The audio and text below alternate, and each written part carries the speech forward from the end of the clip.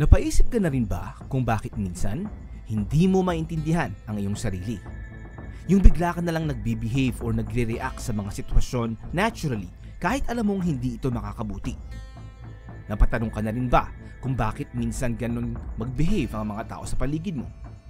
Bakit yung iba sobrang galing makitungo sa relationships pero yung iba naman nahihirapan? Bakit yung ilan madaling maka-attract ng attention samantalang may iba na parang invisible lang? Paano kaya kung kaya mong ma-decode ang patterns ng human behavior? Para maintindihan mo, hindi lang ang iba, kundi pati ang iyong sarili. Imagine mo na kaya mong ayusin ang mga komplikadong office politics nang hindi nai-stress. Mag-build ng mas matibay at authentic na relationships. Maintindihan kung bakit ka nagre-react sa isang bagay at mabago ang emotional patterns na humahadlang sa'yo. Mapansin kung may nagnanais mag-manipulate sa'yo para maagapan at mabaliktad mong sitwasyon.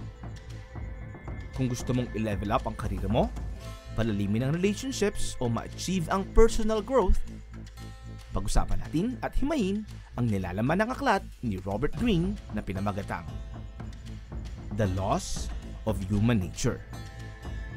Para ito sa kahit sino na handang harapin ng takot, maintindihan ng iba at ang kanyang sarili, at i-unlock ang full potential nila sa pamamagitan ng pag-unawa sa likas na ugali nating mga tao.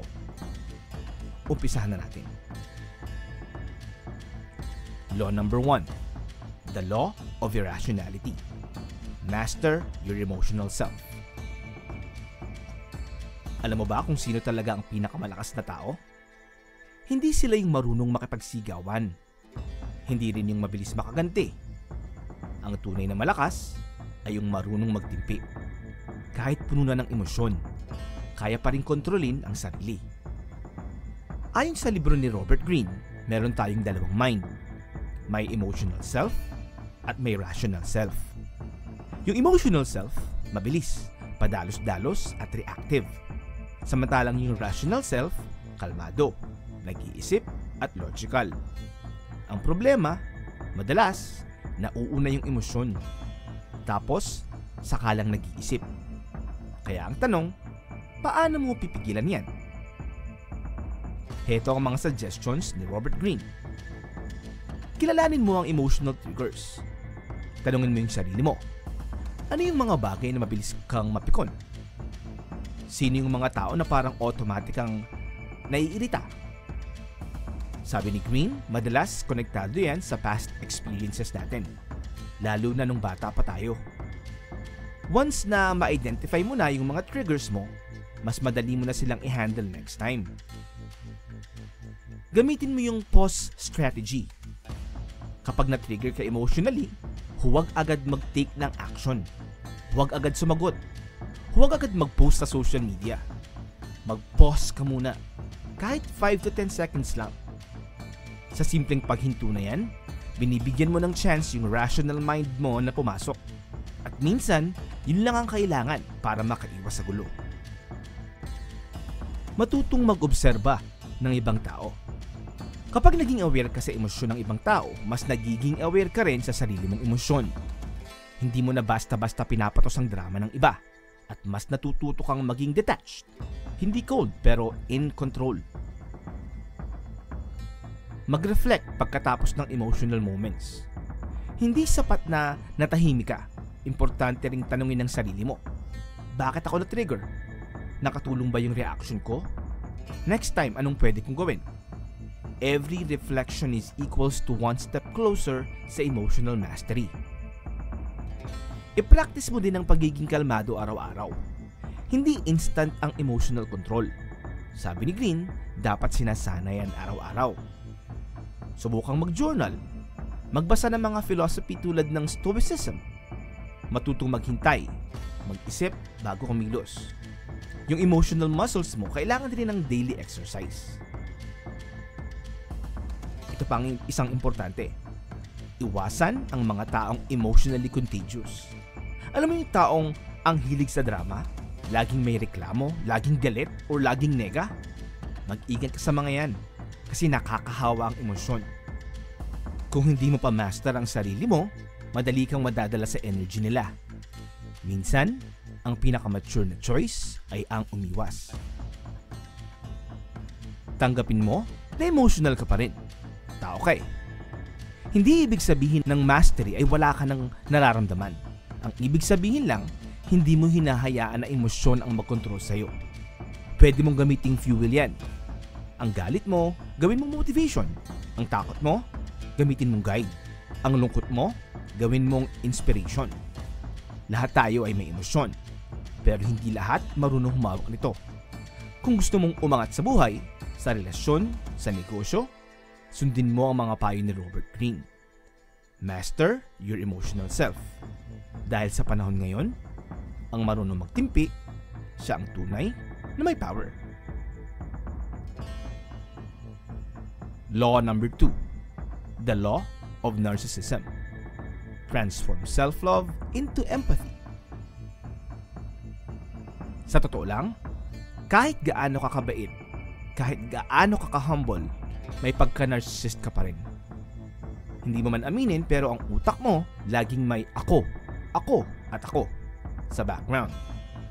Pero ayon kay Robert Greene sa The Laws of Human Nature, hindi mo kailangang alisin ang narcissism mo.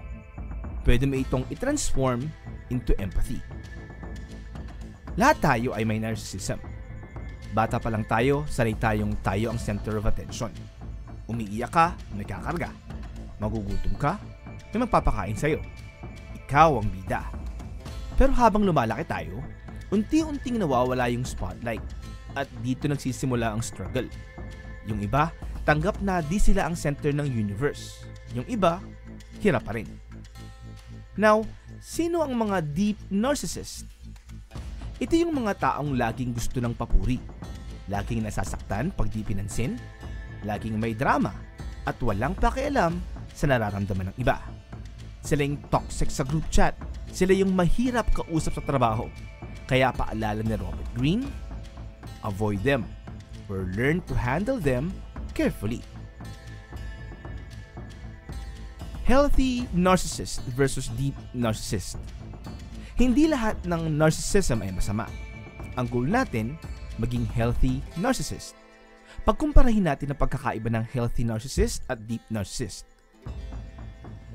When it comes to self-awareness, ang healthy narcissist, mataas ang kanyang self-awareness. Habang ang deep narcissist, halos wala. When it comes to empathy, may empathy ang healthy narcissist habang wala naman ang deep narcissist. When it comes to confidence, ang confidence ng healthy narcissist ay nagmumula sa sarili. Samantalang ang deep narcissist, galing sa papuri ng iba or external validation. When it comes to relationships, ang gusto ng healthy narcissist is give and take. Habang ang deep narcissist, laging paikot sa kanila, one-sided kumbaga. Hindi masamang mahalin ang sarili mo, basta may empathy ka pa rin sa iba. Now, paano mo itatransform ang narcissism mo? Well, una, mag-self-awareness ka. Kapag may kausap ka, tanungin ang sarili, nakikinig ba talaga ako o gusto ko lang magsalita? Pangalawa, lumabas ka sa sarili mong mundo. Tumingin ka sa paligid. Paano sila gumalaw? Ano ang body language nila? I-practice mong unawain kahit di nila sinasabi. Pangatlo, gumamit ng empathic imagination. Ilagay mo ang sarili mo sa sapatos ng iba. Kahit di mo sila agrihan, subukan mong maintindihan kung bakit sila ganun mag-isip. Now, bakit importante maging empathic? Kasi kapag marunong kang umunawa, mas open sa'yo ang tao. Mas less ang conflict at mas effective ka sa trabaho, sa relasyon o kahit sa negosyo. Empathy is power. Hindi yan kahinaan. Ito ang secret weapon ng mga taong marunong makisama, mag-lead at makipagkaibigan. Sabi ni Robert Greene, lahat tayo narcissist. Pero ang matalino, ginagamit ito para maintindihan ang iba. Hindi mo kailangan maging super humble na nawawala ka na sa picture. Pero hindi rin pwedeng ikaw lang palagi ang bida. Balance is the key. Self-love plus empathy is equals to real power. Law number 3. See through people's masks. The law of role-playing. May mga taong sobrang bait sa umpisa. Laging nakangiti. Parang ang gaan kasama. Pero pag tumagal, boom! Nag-iiba ang ugali. Sabi ni Robert Greene, yan ang dahilan kung bakit maraming naloloko, nasasaktan at nalulugi. Kasi nagtiwala tayo sa maskara, hindi sa tunay na pagkatao. Ito ang law number 3 sa The Laws of Human Nature. Judge character, not appearance. Lahat ng tao ay may maskara. Minsan conscious, minsan hindi. Pero karamihan sa atin ay may version ng sarili natin na gusto natin ipakita sa mundo. Yung friendly, yung successful, syempre yung mabait, yung chill. Pero tanong ni Greene, iyan ba talaga ang tunay na pagkatao niya? O scripted lang yan?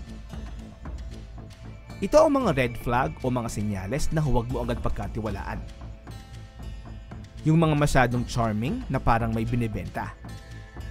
Yung palaging bida sa kwento. Yung laging may toxic ex o kaaway. Never silang nag-admit na sila ang may kasalanan. Yung nagiging ibang ugali kapag wala ng silbi sa kanila. Sabi nga ni Greene, ang tunay na ugali lumalabas pag under pressure o pag di na sila nakakakuha ng gusto nila. Ano ang dapat mong obserbahan? Well, kailangan mong obserbahan kung paano sila makitungo sa mga taong wala silang makukuha. Like waiter, janitor, delivery guy, etc. Kung basto sila sa kanila, hindi sila mabuting tao.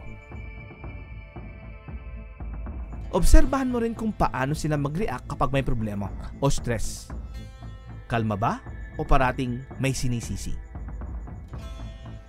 Consistent ba sila o baka naman bait-baitan lang kapag may kailangan? Ano ang madalas nilang punahin sa ibang tao? Kasi madalas, ito yung mga bagay na kanaiingitan nila. Yan ang madalas na projection ng totoong insecurities nila. Now, bakit mahalagang basahin ang ugali at hindi itsura?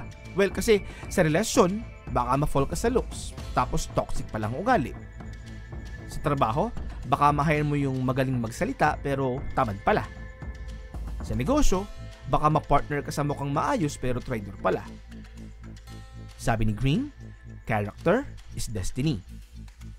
Ang mga taong pinili mong pagkatiwalaan, sila ang magdadala sa'yo pataas o sila rin ang hihila sa'yo pababa. Paano mo madidevelop ang character radar? Observe more, talk less. Hayaan mo silang magpakita ng tunay nilang ugali. Huwag agad magtiwala sa charm. I-verify kung consistent sila sa words at actions. Magbigay ng konting time bago magtiwala ng buo. Huwag matakot mag-walk out kapag may red flag na. Ang dami sa atin ang nadadala sa first impression, pero kung gusto mong makaiwas sa sakit, scam at stress sa buhay, learn to read character, not just charisma. Dahil sa panahon ngayon, maraming magaling umarte pero kaunti lang ang tunay. Hanggang dito na lang muna ang ating video. Magkita-kita tayo para sa part 2 ng series na ito. Kung nagustuhan mo ang video, huwag mong kalimutang mag-like at mag-share na din. Mag-subscribe para updated sa ating mga bagong videos. Hindi mo ito hiningi, pero ikukwento ko pa rin. Hindi ipinipilit, pero sana ay may natutunan ka. Ito ang Unsolicited.